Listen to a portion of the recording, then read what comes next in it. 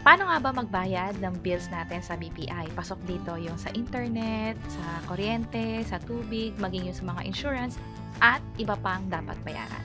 Tara, pag-usapan natin. By the way, kung first time mo sa channel natin gusto mo pa ng mga online tutorial videos katulad nito, please click the subscribe button.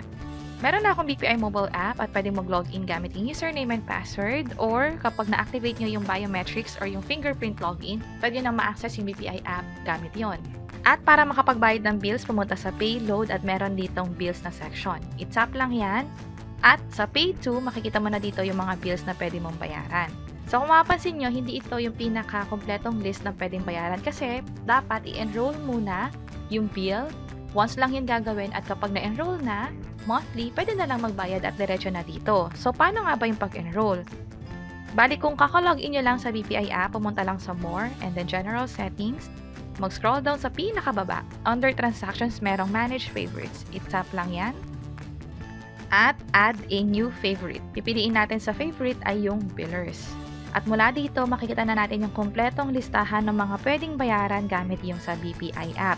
Kahit yung mga binabayaran natin sa association o sa mga housing, pwedeng-pwede yan dito. Ito yung kompletong listahan. I-search natin halimbawa sa insurance. Ito siya. Ito at yung iba pa katulad ng sa ProLife. Ito siya. Yung sa iba naman katulad ng sa PLDT o sa Converge para sa bill natin sa internet. Pwede rin yung sa Meralco. Ito siya. Manila Electric Company. Sa tubig din naman katulad ng Maynilad. Pwedeng-pwede na makita yan dito. Pag naman sa mga postpaid, halimbawa ito Smart or Sun. Sa Globe, ito naman siya.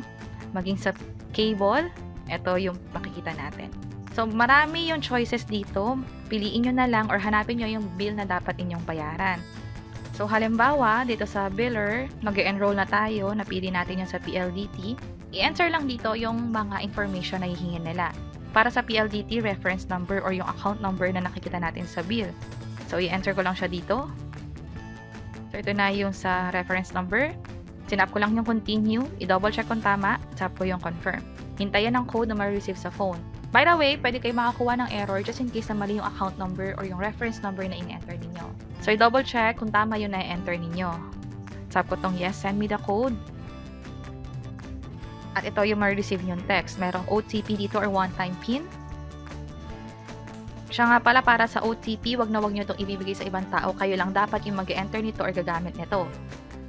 So, okay na. Pwede na kayo mag-proceed sa pagbayad. Piliin nyo lang yung Pay to at dapat nandito na siya. So, scroll down ko lang. Clearly, na-enroll na siya dito. Kanina sinabi ko na once lang to gagawin. So, halimbawa, magbabayad kayo next month at nakapag-login na kayo sa BPI app. Punta lang sa Payload, sa Bills, and then Pay From. Piliin ang savings account at panggagalingan ng pambayad. Sa Pay to, hanapin dito yung in-enroll na biller, which is ito yon. And then, i-enter dito yung amount na dapat bayaran. Scroll down ko. Meron ditong frequency. Pwedeng now, one time, or monthly. Ibig sabihin, kung ayaw mo itong gawin next month, instead, automatically, magbabawas na lang ng pera doon sa savings account mo, pwede mong iset up yung monthly na option.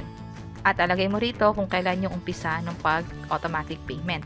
At ilang beses ito mangyayari, for the next 2 months ba, for the next 3 months, or for the next 12 months or 1 year. So, balik lang ako. Ang gagawin ko rito is now na lang. Mas gusto ko na manual na lang siya bayaran. Madali lang din naman gawin. Tap ko lang tong continue. At i-double check kung tama lahat, tap natin tong confirm. Para makapag-proceed, i-approve ito gamit yung mobile key or yung fingerprint mo kung na-set up mo na to pang bayad online. And finally, mga ka-receive, dapat kayo ng ganitong confirmation na bills payment was successful.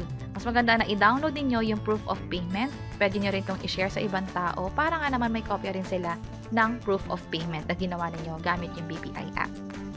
Tsaka pala dito sa BPI app, just in case na ayaw nyo gamitin yung biometrics ninyo o yung mobile key, halimbawa nagkakaroon ng error, hindi ma-recognize or hindi nyo matandaan yung mobile key, pwede naman kayong gumamit ng OTP, yung mga receive kayo via SMS or via text. So, paano yun? Tap ko lang tong cancel. Sa pinakababa, merong use SMS OTP instead. I-tap nyo lang yan at i-tap itong yes, send me the code. Katulad ng ginawa natin kanina, i-enter nyo lang dito yung code para makapag-proceed sa payment at para makita yung confirmation na rin nung successful payment sa biller. At lastly, dito nga pala sa more section, general settings, yung nakikita niyo yung mobile key kanina, dito lang din yan set up. Sa akin, naka-enable na siya. At naka-enable din yung biometrics for mobile key para ma-approve yung mga transaction dito sa app. So, ganun kadali magbayad ng bills gamit ang BPI app. Again, pwede ito sa iba't ibang mga billers, mapakuryente, tubig, internet, cable, or insurance, or iba pang bayarin. Basta makikita nyo siya dito sa biller list ng BPI. At tandaan ng pag-enroll once lang gagawin. Sa mga susunod na gagawin yung pagbayad, hindi na to kailangan gawin. Instead, diretso na kayo sa bills payment katulad ng ginawa natin kanina. Sana nakatulong tong video na to. Kung oo, pakiclick ang like button at para sa iba't ibang mga tutorial videos, pwede nyo i-check itong nasa baba. Sana makatulong and see you sa mga next videos. Bye-bye!